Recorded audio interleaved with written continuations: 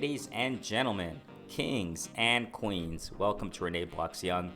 Thank you so much, man. I just appreciate each and every one of you. Thank you so much for liking, subscribing, sharing, showing support, tuning into the lives, commenting in the comment sections of the videos, tuning in real time in the lives and premieres also, chatting away. Man, we're having a ball, man. We're having a ball. The community who's jumping in. Renee Blocks Young, we're doing new things. You already know what it is, man. To subscribers since day one, recent subscribers, I appreciate each and every one of you. And those who may not know what Renee Blocks Young represents, we just love the sport of boxing. It's as simple as that. And we talk about the sport of boxing. We break it down, analyze, critique, and simply talk about the sport of boxing in a level-headed, mature fashion. I got to emphasize that. In a level-headed, mature, coherent fashion, all right? I don't use vulgarity or anything like that. This is mature folk platform, okay? I got to make that clear. Clean, mature folk, mature platform. So if you love the sport of boxing, go ahead and subscribe, hit the notification bell, etc., etc. Show the love. You know how it is. It's for free, man. It doesn't cost you nothing. So I definitely want to talk about this, man. I talked about this the other day on a live session, all right?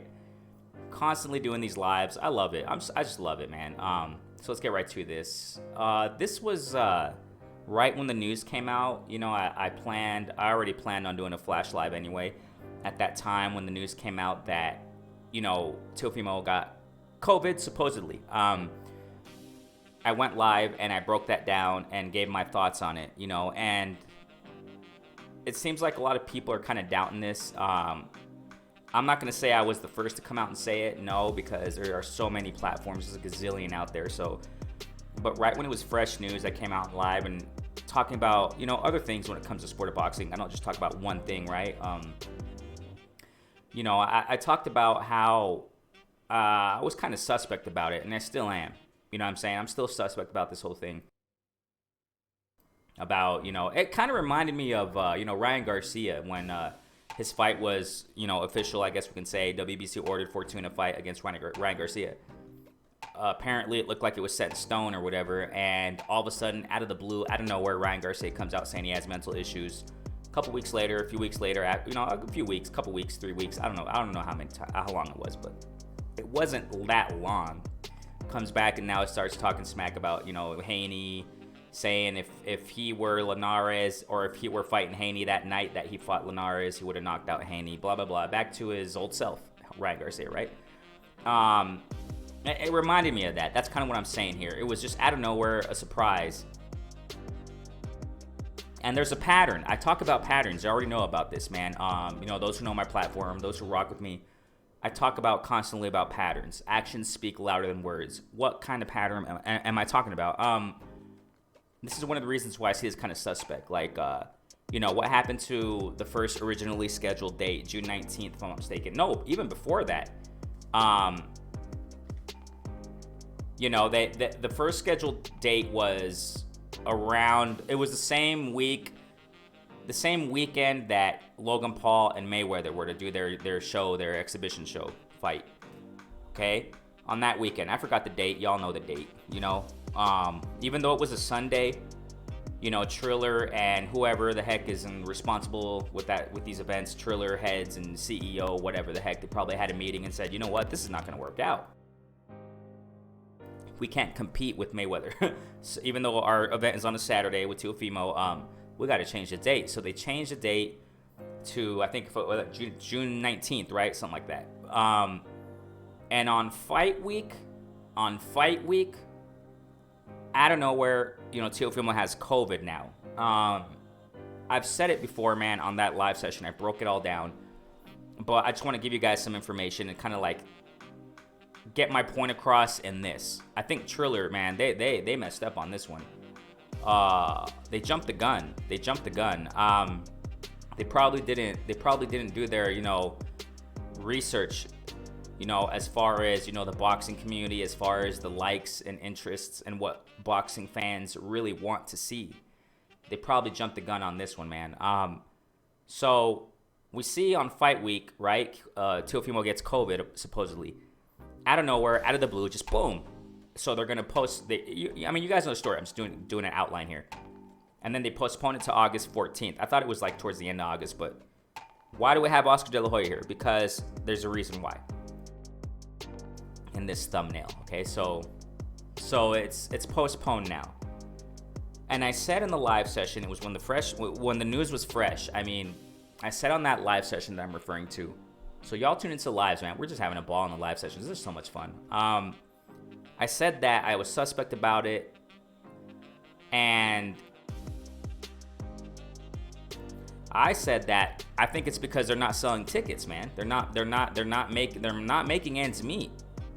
I think Triller looked at the whole situation and said, you know what? It's fight week. We're not even selling nearly as much as we thought to make our money back, to make our investment back. Remember, ladies and gentlemen, Triller is a company, and it's a money-making company. All companies, or most companies at least, are money-making unless it's nonprofit or whatever. But you know, Triller, they invested a lot of money in Teofimo. That's where I think they kind of jumped the gun here. They thought that Teofimo was some superstar, and that he was going to sell. Remember, ladies and gentlemen, look at how much money they put up in the purse bid. It was a lot of money, astronomical, compared to the other, you know, offers that the other promotional companies gave. You already know the story. Hearn, you know what I'm saying? DAZN, if I'm not mistaken, they put up a certain amount. I mean, that's what 2-3 million or something. I don't know. And Triller puts like 6 million or something like that. I don't even remember. I really don't care, but it's just to get my point across that they paid a lot for Teofimo to headline. If I'm not mistaken, he's the main event with Kambosos. So I think they jumped the gun and really, you know, researching concerning Teofimo and his status and, you know, how well known he is in the boxing world and across the spectrum, you know what I'm saying, in the market. I think they just jumped the gun, definitely. And fight week comes around, and I think that they saw that, if I'm not mistaken, Tank Davis recently coming out saying the same thing I said right when this news was fresh. Tank Davis coming out and saying it, and we're going to see what Leonard Ellerby said recently also on Twitter. This is all, you know, you just connect the dots. And getting back to what I was saying concerning the patterns. It's a pattern. Why? Because, and like I said, the patterns tell you a lot. It probably doesn't tell you everything, but the pattern of a fighter tells you a lot in their conduct and how they're doing things, rather than, you know, blabbing away all day on cameras, in front of cameras and stuff like that, because that's what it is nowadays. You know, what's the pattern here? The first date was postponed because of Mayweather and Jake Paul, which blew out the park. You know what I'm saying? The sales, the event, whatever. They did great numbers, and Triller saw that they couldn't compete with that, so they moved it to June 19th. June 19th comes around the week, and all of a sudden Teo gets, coincidentally, you know, a few days before the actual fight, you know, a few days, same week, he got COVID all of a sudden. And now they got to postpone it again, so twice. Unless it's just a strike of bad luck or something like that. I mean, that's why I kind of take this suspect. Now they're postponing it to August. Now, this is what I want to get at, why I put Oscar here. Now recently, Oscar's being announced that he's going to fight some MMA guy. I forgot the dude's name, and I don't really care, and I'm not really interested in that. I'm just not interested in these exhibition fights with MMA and, you know, pro boxers. I don't really care about it. When McGregor and, you know, Mayweather were going to fight, I don't even think I made a video. I probably made one just to get my idea across and my perspective. When it comes to certain news, man, and when it comes to boxing, I try not to overkill things. You know what I'm saying? I don't talk about the same thing over and over and over and over and over. I just don't do that. I've said it time and time again. I talk about something. I talk about it a few times, maybe, depending on, you know, the developments and how certain things are evolving with certain fighters. Maybe I'll talk about it, of course, more than once, but I try to avoid overkill, okay? So, you know, I can care less. I didn't really care about, you know, Cesar Chavez Jr., Senior, all due respect to legend, but Jr. fighting, you know, that guy. I mean, Silva beat him. Wow, I mean, that's another story, but I'm not really interested in these fights, you know what I'm saying, those exhibition things. But why am I talking about Oscar then? Because it correlates to this, possibly, because we got some news. Obviously, you already know that Oscar De La Hoya is set to fight some former MMA guy, whoever it is. I think around October, something like that, August, September. I don't know. I don't even care. But why am I saying this then? And I said this in that live session when this news was fresh. Don't be surprised, man, if Triller does an adjustment to this Teofimo event, and puts in a bigger name than Teofimo to headline the event, to be a main event. Because we got to be realistic here, man. Teofimo, I mean, all due respect, this is not a video, and those who think that this is a hate video, y'all got to get out of here because you don't even, you got to grow up. You see, that's why I said from the beginning, this is grown folk platform, man. We maturely talk about things in a level-headed fashion, coherent fashion. That's all we do. Constructive criticism is not, and when you analyze something, it's not hating. So whoever has that misinterpreted and doesn't get that straight or understand that cognitively and or emotionally, this is not the place for you. Go somewhere else. Go somewhere else who's going to defend, a certain fighter all the way, and they never do nothing wrong, and they're perfect and they idolize them. We don't do that here, baby. You know what I'm saying? I love y'all, but if there's somebody who thinks that, you can go. Okay? I've said it time and time again. I'm not going to sell myself short. You know what I'm saying? I don't sell out, so I keep it 100 all the time. So I stand on my ground, But realistically speaking here, Teofimo and his team or whatever, his dad talked about they're going to sell 2 million pay-per-view buys for this event. Realistically speaking, man, I just don't think Teofimo has the name out there yet. I mean, he has accomplished great things in the sport though. And like I said, I've said it time and time again also, I respect Teo, man, and what he has done. And I've said it, and I'm one of the few that say it. And I know a lot of people calling him, Teo female, and, this and that, that he's a diva, blah, blah, blah. I don't do that because I respect, ladies and gentlemen, and I've said it before in my live sessions. Y'all know me. I respect what he's done. Back-to-back wins against really tough competition. I got nothing to say against that. I understand taking a warm-up job, whatever you want to call it, Kambosos. He's probably going to be a live underdog. He's probably going to show up and show out against Teofimo. Maybe not win, but probably do what Montiel did against Charlo, something like that. Probably do again what, what Chris Arreola did against Andy Ruiz, even though the scorecards were quite whack. But you see what I mean? Because these underdogs are really showing out nowadays. But the point here is that Teofimo doesn't have a name, man, to sell that many tickets. I mean, we got to be realistic here. So let's get right to it when we talk about this. Leonard Ellerby, link in the description, official profile, blah, blah, blah. Check it out. Okay, so we have here, I'm sure you've seen this before, but this is to get my point across, and this is what I said since the beginning. This is what I said since the beginning before Ellerby brought this out, all this stuff.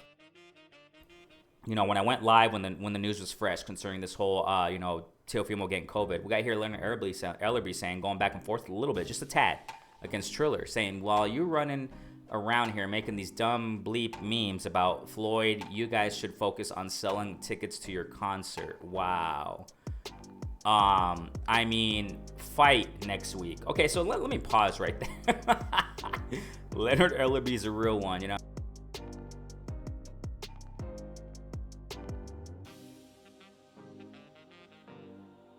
Sorry about that. I had a little problem with the mic there. Yeah, Leonard Ellerby is definitely a real one. You know what I'm saying? He said, you should focus on selling your tickets to your concert. I mean, fight next week. Oh my gosh. So, and I think that was right before the announcement that Teofimo had COVID or what have you. But speaking of that, let me connect it here, okay, to this website. It's fightclub.com, okay? Link in the description also. You check it out, whatever, right? It says here, Triller fight will be the first ever boxing event held at blah, blah, blah, Miami, ha, ha, ha, yada, yada, yada. It says here, the event offers something for everyone, boxing purists, music lovers, adults, and kids. For tickets information. But it says here, prices will range from $150 to $10,000. That's the figures. I heard, and we're gonna see it right now with Leonard Ellerby, what he's saying. I'm not saying what Leonard Ellerby's saying is 100% truth all the time. I don't know, but when you connect the dots here, it looks like they really are lowering down the prices for this event so they can sell more tickets. Okay, and it says here, let me just put a little side note here. It says that the event offers something for everyone: boxing purists, music lovers, adults, and kids. We know that they're going to mix in the music and stuff like that, right? Like what Leonard Ellerby's saying also, like, hey, for your concert, I mean fight. So, Triller, generally speaking, I think it's horrible what they're doing. I think as far as, the whole show thing that they're doing, it's a lot of show. I can care less about the music they put there. And for kids, how can it be for kids when, it's like a strip club, man? I mean, all due respect, whatever, but that stuff's not for kids, man. You're talking about like maybe bring a little, 8-year-old, you want to introduce them to the sport of boxing, and you got half naked, you got naked women over there practically, I I understand. If you like it, that's your thing. But I'm just saying here, like, and kids, how can that be for kids? You know what I'm saying? And the music also, I just don't think it's really kid-friendly, okay? Triller is kind of weird in what they're doing, but whatever. It's their thing. I can care less. But I admit that, like, for example, I admit this, though, you know what I'm saying, as far as, like, Regis Progress and Red Catch, there are some pro fights that I am interested in watching, but all that other show stuff, it doesn't attract me at all.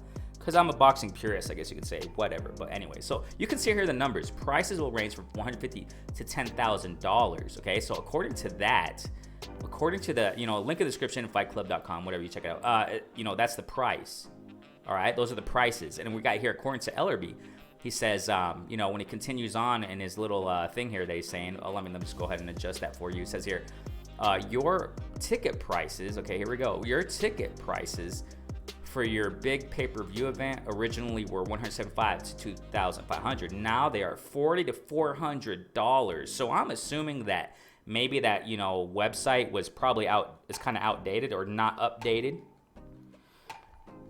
Excuse me. So we have here Leonard Earlby saying that $40 to $400. Wow. So I mean, I don't know how true that is, but I'm assuming it is quite factual. And I can care less how much the ticket prices are. But the point of me saying all this is that they're lowering, and we know that's almost, I think that's true.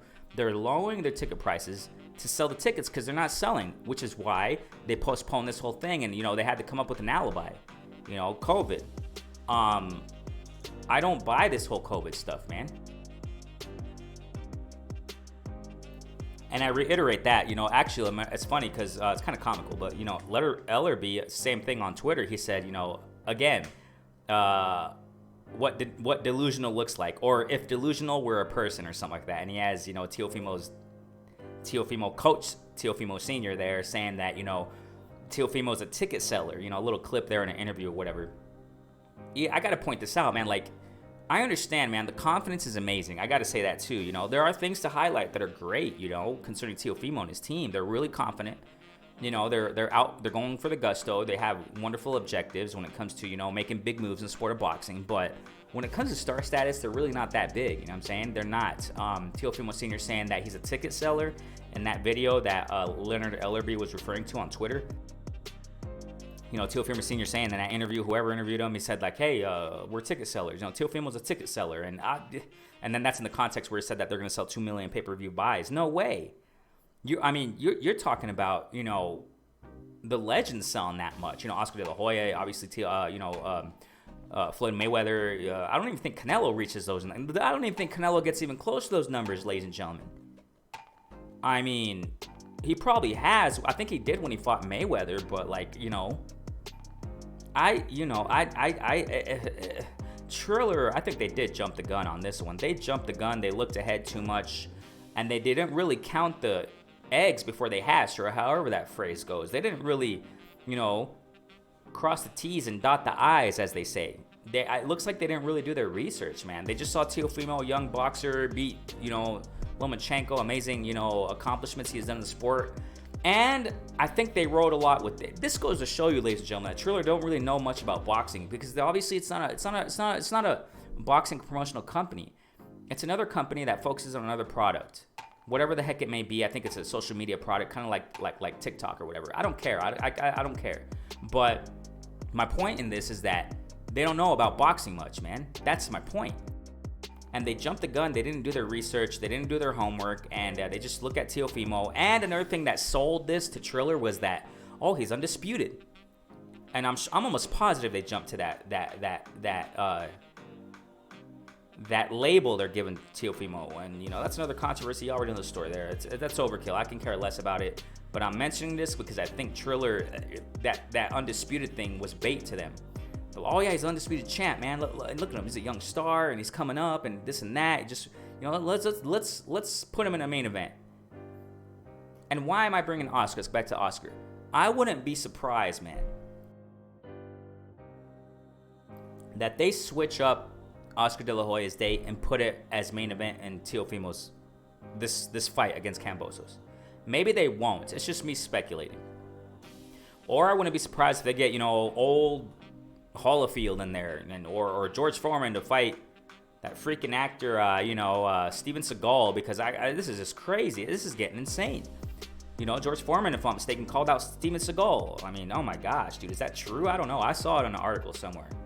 But my gosh, it's just getting out of hand, this stuff. But it's going to continue. I said this so long ago, ladies and gentlemen. I made a video, you know, when they called it influencer boxing or something like that, right when it was coming out, right when around the time Paul Logan was going to fight KSI the first time. I mean, I said, you know what? This is going to keep growing. It's coming. You know. I wouldn't be surprised, man, if Oscar De La Hoya comes in the mix and they change that date against that guy he's going to fight, that former MMA fighter, whoever it is, and put it in Teofimo's card or event or whatever as main event to sell tickets. Because Triller, man, they really, I mean, they got emotional and they paid a lot of money to do this for Teofimo. I mean, putting Teofimo and Kambosos as a main event, I mean, no way.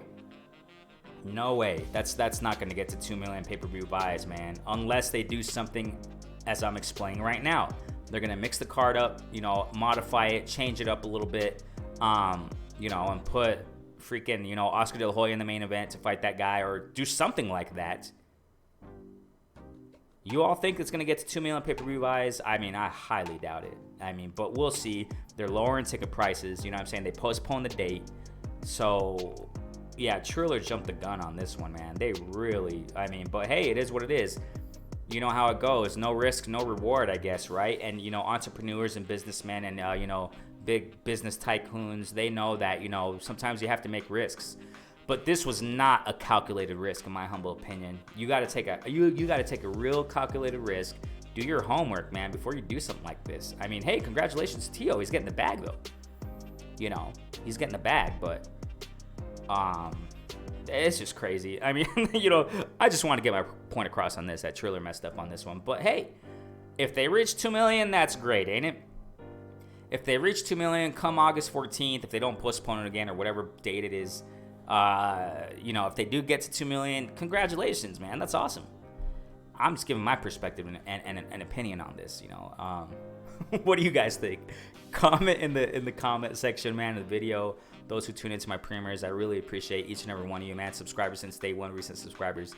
Renee Box Young is simply a platform we discuss, critique, analyze, simply talk about the sport of boxing in a level-headed, mature fashion, man. So if you're not subscribed, go ahead and subscribe if you love the sport of boxing. This is a place for you. Hit the notification bell so you know when I do these premieres and when I do flash lives. You know, we're just having a ball. Platform's growing thanks to you. Renee Box Young. Stay safe, each and every one of you. Kings and queens. Love y'all. Peace out.